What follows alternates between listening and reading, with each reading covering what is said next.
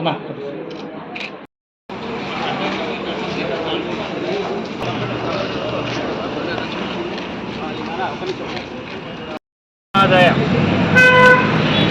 నియమ నిబంధనలకు వ్యతిరేకంగా యాదగిరిగుట్ట దేవస్థానంలో మరి కాంగ్రెస్ పార్టీ నాయకులు శుద్ధి కార్యక్రమం అని మరి అతను ట్యాంకర్ తీసుకొని పోయి ప్రైవేట్ ట్యాంకర్ తీసుకొని పోయి మరి శుద్ధి చేసామని చెప్పి చేసినట్టు తెలుస్తుంది.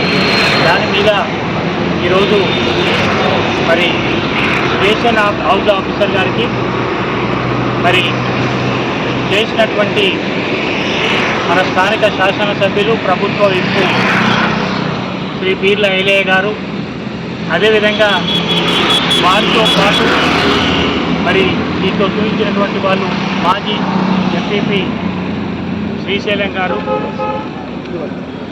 అదేవిధంగా మరి ఇంకా కొంతమంది పోయి శుద్ధి చేసినట్టు దేవాదాయ ధర్మాదాయ శాఖ నియమ నిబంధనలకు వ్యతిరేకంగా చేసినట్టు ప్రూఫ్స్ వచ్చాయి. ప్రూఫ్స్తో పాటు మరి పోలీస్ స్టేషన్ హౌస్ వరకు ఫిర్యాదు చేయడం జరిగింది. ఇలా మేము అంటున్నాం, పవిత్రమైన దేవాలయాన్ని ప్రపంచమే గర్వించదగ్గంగా గౌరవ ముఖ్యమంత్రి వర్యులు కేసీఆర్ గారు దాదాపు 1200 కోట్ల రూపాయలు పెట్టి భక్తులు మెచ్చే విధంగా మరి నిర్మించడం జరిగింది. ఈ దేవాలయ సాంప్రదాయాల ప్రకారం మరి కక్ష సాధింపులతో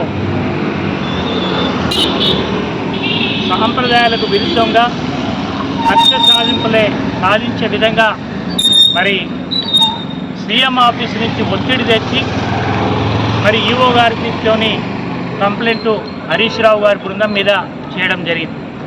నేను అడుగుతున్నా, హరీష్ రావు గారు చేసిన దాంట్లో తప్పేంటి అని అడుగుతున్నా. ఈఓ గారిని ప్రశ్నిస్తున్నాం.